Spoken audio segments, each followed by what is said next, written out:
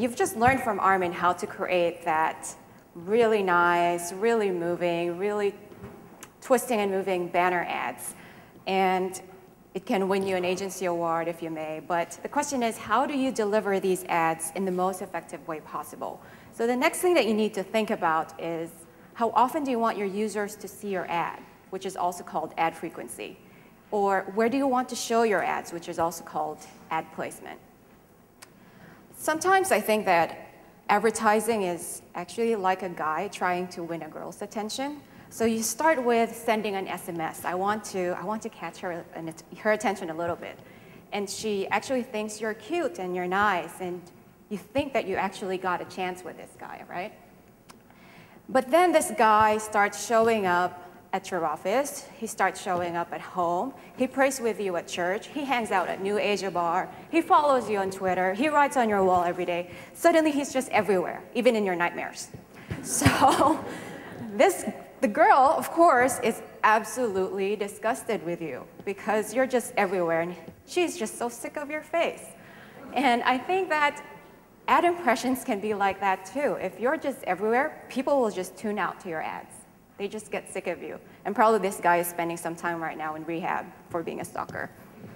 So this is where our new technology comes in. It's what we call ad frequency management tool. Ad frequency management tool is also called frequency capping, and it lets you control the number of times that you show your ads to your users, just so they don't get sick of you. And it's really great for brand advertisers because you can control the quality of your brand. My advertising professor once said that familiarity breeds apathy. And the last thing that you want is for your users to be apathetic towards your brand. They don't care about you and they ignore you.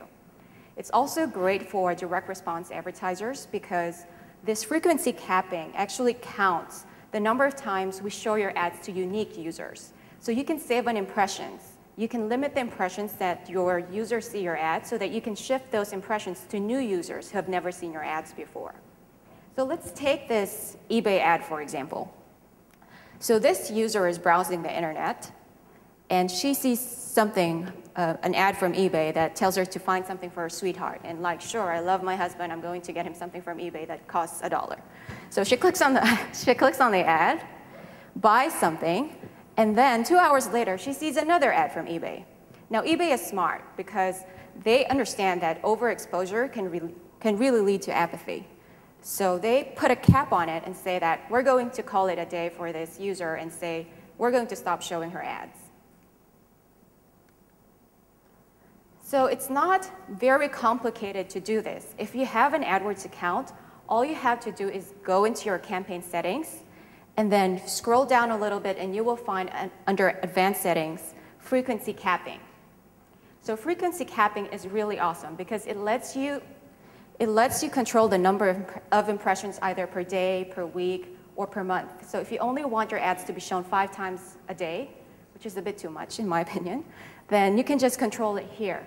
And you can apply it either through your entire campaign for an ad group or for an ad. So your control is actually very, very granular.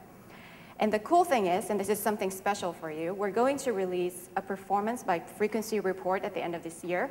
And it will show you how many times your ads are shown to a user before it loses its effectivity. So that's really great.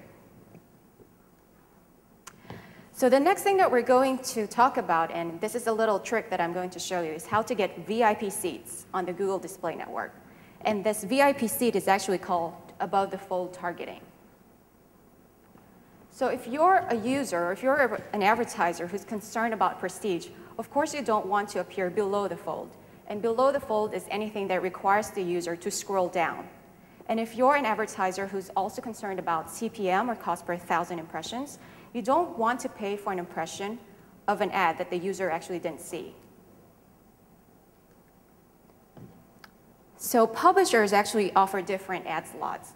But just to give you a bit of inside information, Google doesn't really rely on publisher information alone. So even if publishers would say, we're going to guarantee an above-the-fold targeting for you, we don't just rely on that. We actually have an advanced technology that can analyze the browser loader's information. So that means that every user would have a different screen resolution. They would have an iPad. They would have a laptop. And the way they see your ads would would actually be affected by these settings. So what we do is that we try to analyze all of those pieces of information, and we only show your ad if we're 100% sure that it's above the fold and that users won't have to scroll down to see you. So is it very complicated to do this? Do I have to pay Google Extra? Do I have to buy Google Shrugs from the Google Store? Actually, it's none of that. It's very, very easy.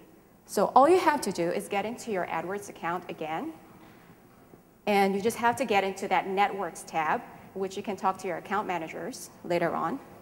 And all you have to do is just click this one button that would say below the fold, and you're instantly bumped up from coach to first class.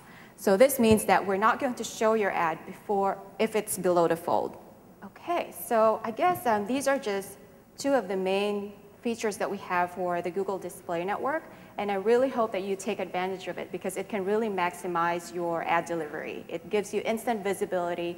It saves you a lot of money if you're running on CPM or cost per 1,000 impressions. And as a last note, I hope you enjoy the rest of your afternoon, and thank you very much for your time.